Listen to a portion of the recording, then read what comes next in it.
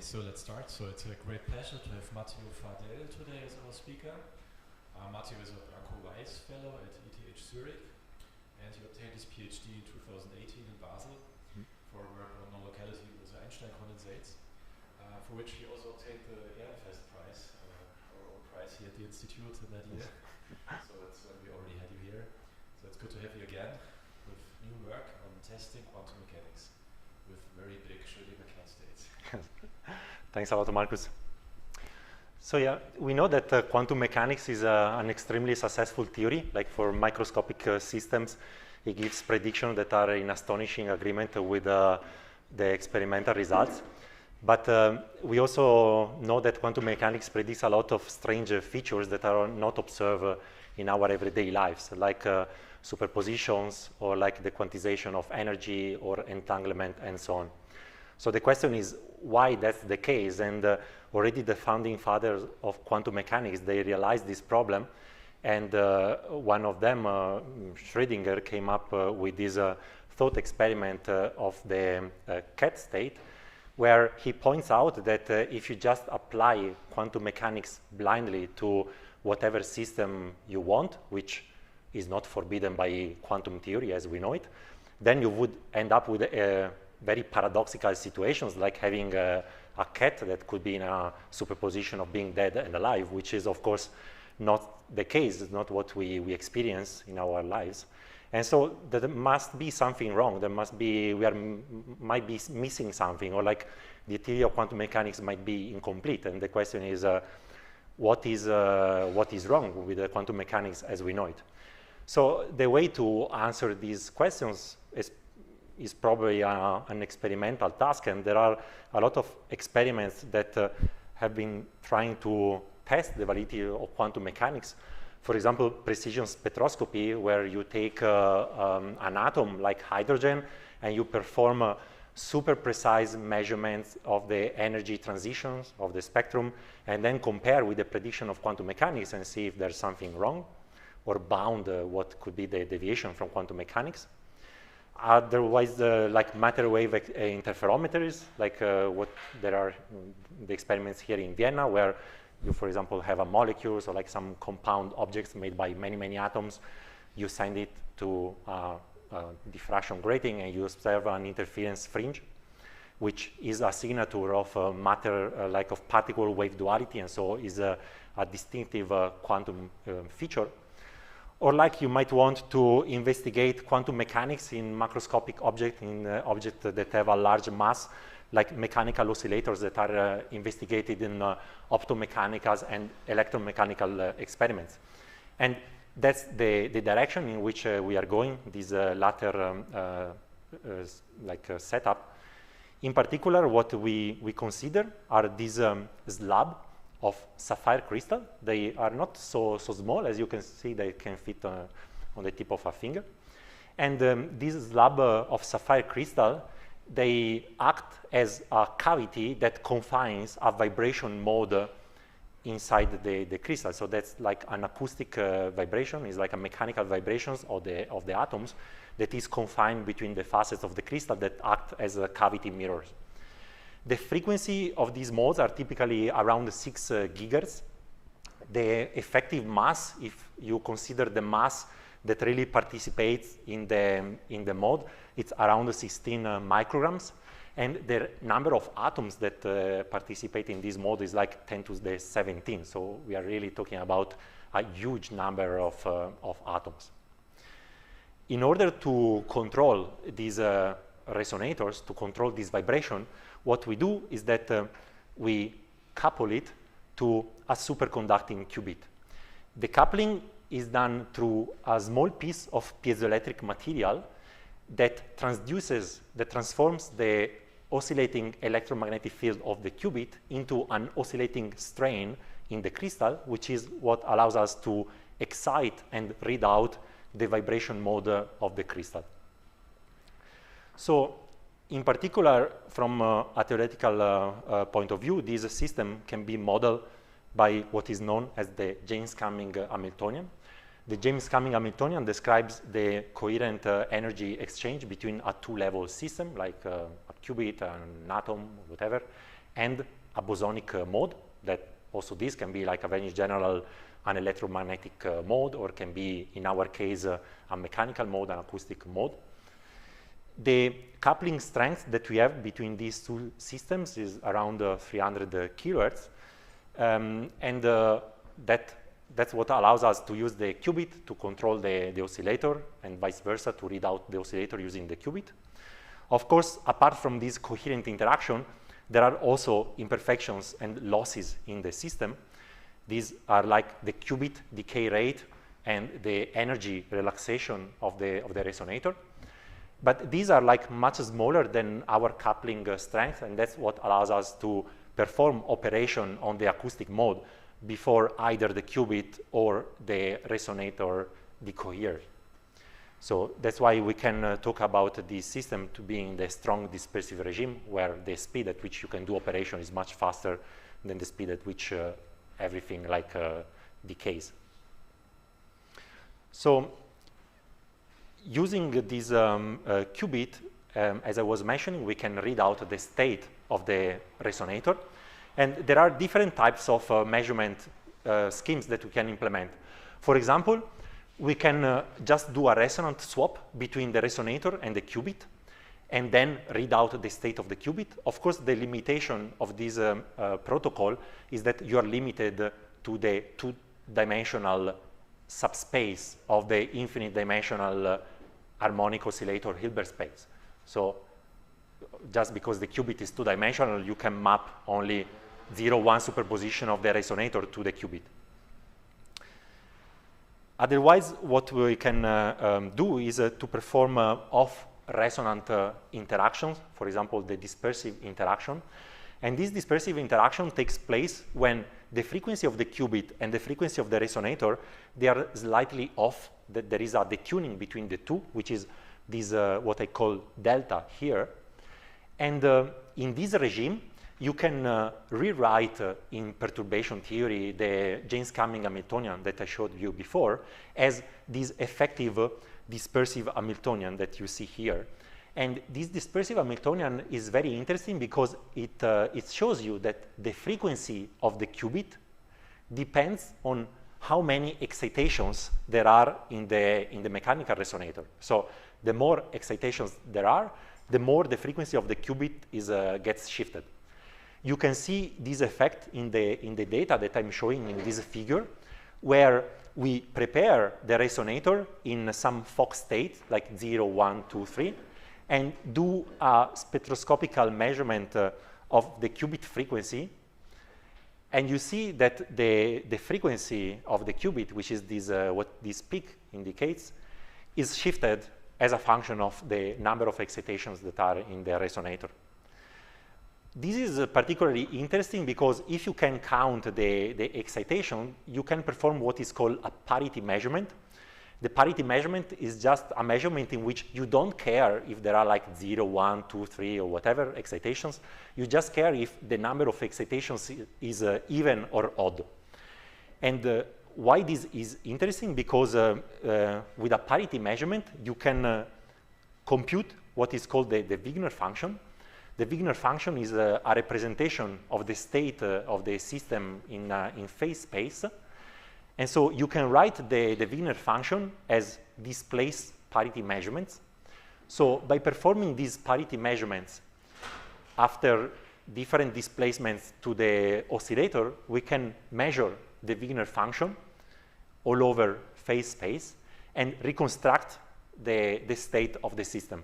And that's like really a very powerful tool for state characterization because the Wigner function, similarly to the density matrix, is a complete description of the system state.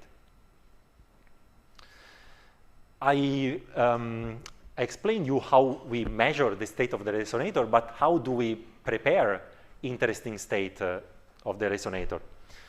For example, these Fock states that you see here, they have been prepared by exciting the qubit and then swapping the energy from the qubit to the resonator. For example, you can again do this just in the two-dimensional subspace. You can prepare the qubit in any state on the Bloch sphere, And then just by switching on this resonant James-Cumming Hamiltonian, you map the state of the qubit to the resonator. That's just like a swap gate. It's like just swapping the information.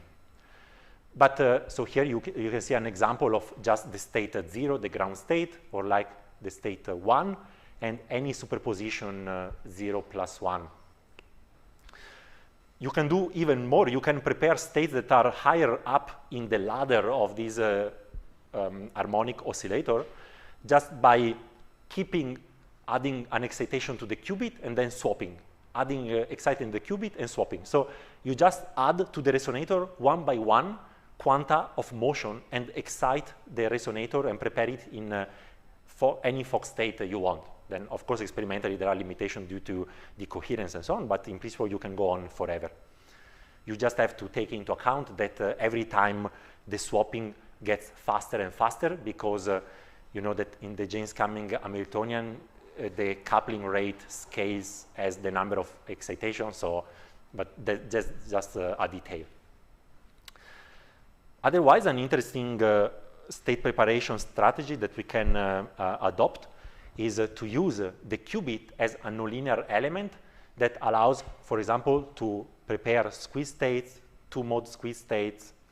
And this is because the qubit can act as a four-wave mixer.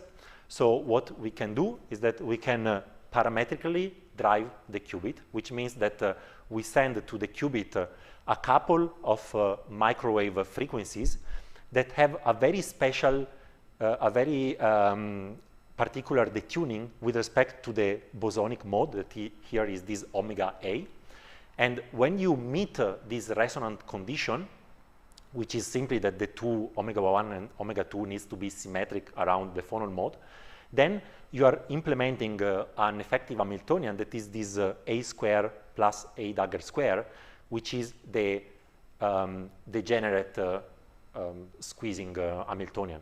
So basically, you are destroying excitations from the drive and converting them into excitation of the resonator in pairs, and that's what can create a squeeze state and this kind of state that are like non-classical. As a final state preparation strategy that I want to explain you, which is the key part of my talk, is this preparation of cat states. So these are like very non-Gaussian states and very non-classical states that have these Wigner functions with interference fringes and negative regions that are an indication of non-classical behavior, non-classical states. So let me explain in detail the strategy to prepare these states. Imagine that we start our James-Cumming evolution with an initial state that is a qubit prepared either in plus x or minus x, and the resonator that is in a coherent state alpha. Then what we can say is that to some approximation, if alpha is very large and real, we can replace the ladder operator A and A dagger by the complex number alpha that describes the bosonic mode. So that's a kind of semi-classical approximation like that you do in atom-light interaction, for example. And in this approximation, you can see that the James-Cumming Hamiltonian can be written in a very, very simple form, which is just the sigma x operator. So this just tells you that the states that we have up there are kind of eigenstates of this Hamiltonian, and more or less nothing happens. But if you compute to first order what the evolution of this system is, to first order, the coherent state of the resonator just rotates, acquires a phase that makes it rotate clockwise or counterclockwise in phase space, as you see there in the bottom right plot. And the direction of this rotation depends on whether the qubit was in plus x or minus x. So that's very simple. And now the idea is if I do the same evolution, but I start with a different initial state. For example, I start with an initial state that is a superposition of being plus x and minus x. Then, because of quantum mechanics, linearity of the Schrödinger equation, and so on, I should end up with an evolution that is a superposition, a coherent superposition of these two clockwise and counterclockwise rotations of the state of the resonator. So this was an idea that was already proposed like a few decades ago, as you can see, but it's a very powerful and interesting idea. Now, let me show you a simulation of what is like really happening. And maybe just a small thing to mention, this is like the evolution to first order, the one that I wrote you here, that is just a rotation. But of course, there are like higher order terms. And these higher order terms, they result in a little bit of deformation of the coherent state. So what is rotating then in phase space is not a perfect circle, but something that gets a little bit squeezed or smeared out. So you can keep an eye also on this effect in the simulation.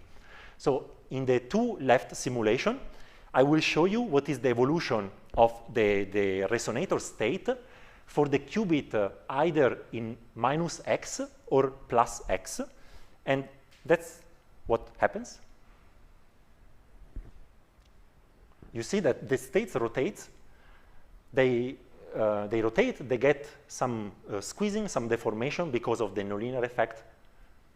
And then these dynamics in principle will go on forever, and the state, they keep rotating in phase space.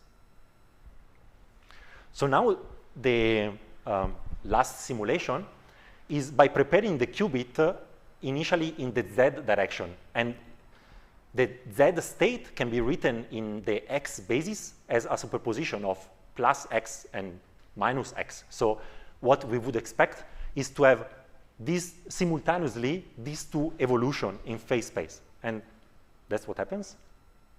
You see the deformation, then they start to rotate, and you see these interference fringes appearing that are a signature of the coherent superposition of two different evolutions. And then at some point, they will meet again on the opposite side of phase space. They will impart, recombine. They will have a revival, and so on. So what we want to do basically is to implement this in the experiment. We want to stop at the interesting time where you have the cat state that you have seen at the beginning. Otherwise, you recombine and end up with almost another coherent state on the opposite side. And so that's basically what we did. The next slides are here. So here you see the comparison between the measurement that we get from our system and the simulation.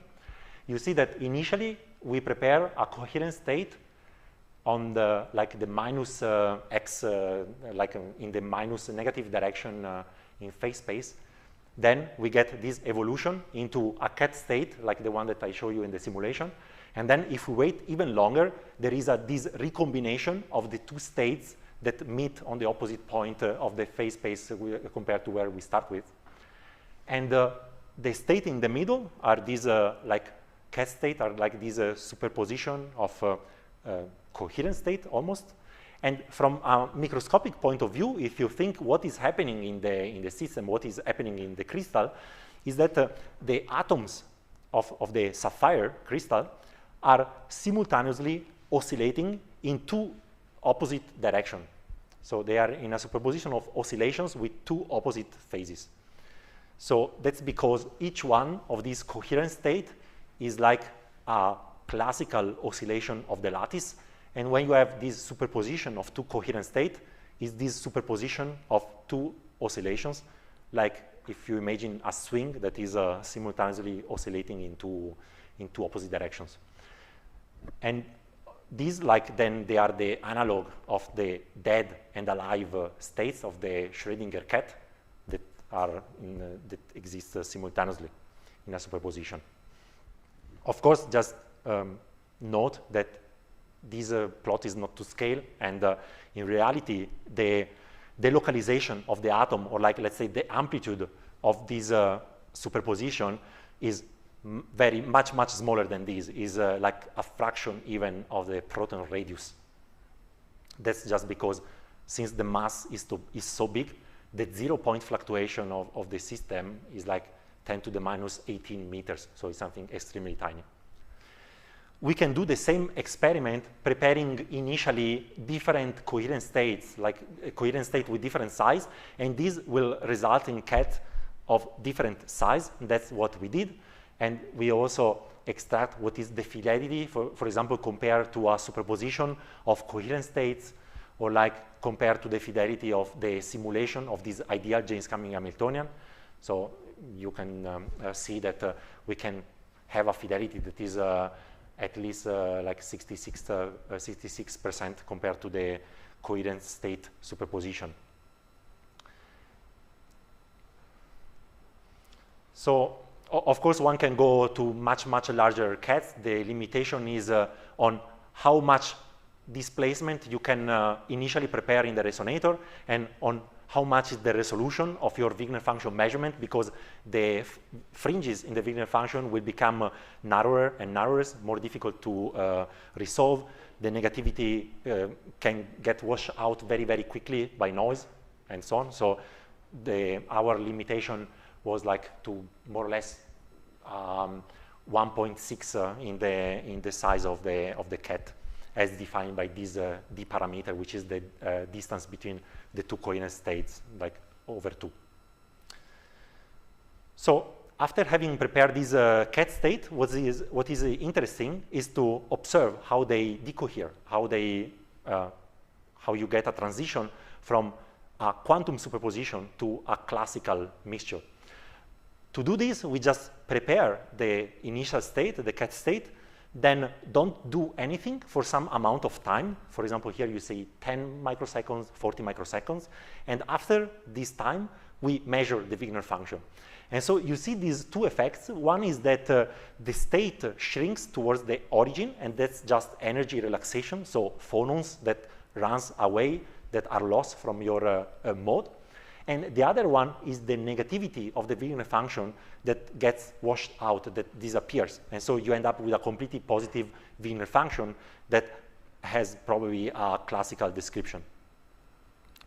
To analyze this a little bit more quantitatively, what we do is that we compute the negativity.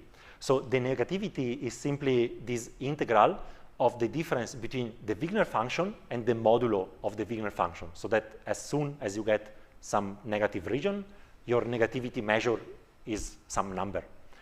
So here you see in this plot on the left how the negativity, the normalized negativity of our states decays as a function of time, of the waiting time after state preparation, and as a function of the size of the cat that we prepare. If we fit these curves with a decay exponential, we can find out like a time constant, and we can see that larger cats, they decay faster, which is like what is also expected. And this dependence is like 1 over alpha squared. So it's 1 over the number of excitations. The more excitations you have in a superposition, the faster your state decays. Using this data, we can also get a more quantitative understanding, for example, of possible modification to the Schrödinger equation, or like to quantum mechanics. So the idea is the following.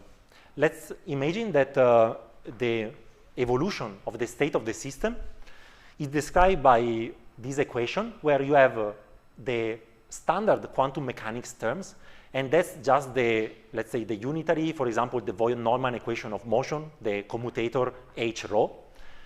But also in this standard quantum mechanics term, there are also the coherence mechanism that you can explain, for example, by collapse operators and so on. So this L rho of t is in general a master equation, the one that you can write down by describing your experiment with loss events, like with some collapse operator and so on.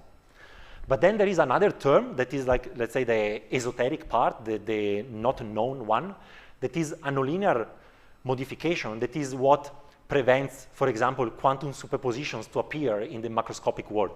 So this nonlinear modification can be very complicated, or can be like due to whatever effects, can be due to quantum gravity, can be due to fundamental noise that is in the system, like in these collapse models, or it can be whatever is your like favorite theory beyond the standard quantum mechanics. But what is important is that you can write down to first order this modification in some simple term and parameterize this modification in terms typically of two numbers. One is this tau e. This tau e tells you the rate at which a superposition decays, so how fast a superposition decays. And the other parameter is this sigma that is in the subscript of M. And this sigma is typically a length scale that tells you what is the spatial resolution of your collapse model. So, for example, if you have a superposition that is on extremely small length scales, you can argue that maybe, I don't know, gravitational effects do not affect it because it's simply so small that they cannot resolve the superposition. So typically the three parameters are this time constant and this length scale. An example of nonlinear modification is the one coming from collapse models like CSL. And this modification would take the form as 2 gamma d of x rho, where this d of x is this operator, like super operator here. And gamma is like the rate that parameterizes this modification. So this modification can be understood in phase space as a diffusion term. So this modification comes if you think that a macroscopic system has some fundamental noise that, for example, kicks randomly particles, and these random kicks, they erase superpositions. And so even if your system is extremely well isolated from whatever environment, if you have this fundamental noise intrinsic in the system, as soon as the system becomes larger and larger, you will not be able to have quantum effects. So that's a possible type of modification of quantum mechanics. So what is interesting is that this type of modification, like this diffusion in phase space, can be computed, like the effect of this modification can be computed analytically in the Wigner function representation. So basically, if I tell you what is the initial Wigner function, initial state of the system, the effect of this modification will result in like a diffusion, a smearing out of this Wigner. Here I just wrote some function f because it's a bit complicated and lengthy the form. But you can think that this function f is just the convolution of the initial Wigner function with some Gaussian, which is what results in diffusion, basically in phase space. So what we can do is basically we can perform the experiment of preparing an initial state. For example, here we take the Fock 1, that is a state that for us has a lot of negativity and that can like survive for a long time, like around 80 or 40 microseconds. So we let the state as before evolve freely and then measure the Wigner function. And from these measurements of the Wigner function as a function of the waiting time, we can put a bound on these modifications to the Schrödinger equation. In particular, we can extract from this measurement this rate tau e, and this rate tau e can be associated to a measure of the macroscopicity of your quantum system. And here the idea is that the more macroscopic your system is, the more you are able to rule out possible modifications to quantum theory. So that's a very nice way of defining, I think, this macroscopicity, because in principle, experiments are defined by so many numbers and there are so many parameters. Like you can think about the coherence time, you can think how delocalized is your mass, or like how much is your mass, and so on. So it is a difficult conceptual question to understand how to boil down all these numbers to a single number and then say my experiment that is, I don't know, a resonator is more or less macroscopic than any another experiment X that can be whatever else, also different from a mechanical resonator. So what people have been proposing is to define this macroscopicity parameter mu at the logarithm in base 10 of the ratio between this modification parameter that you rule out compared to a time scale, a reference time scale like 1 second. So we computed this parameter mu for our resonator in the case of this modification given by collapse models. We find out that among mechanical resonators, our system is the one that gives the largest macroscopicity, like 11.3. It's still not as good, for example, as molecule interferometer experiments that have been performed here in Vienna to rule out possible modifications of quantum mechanics.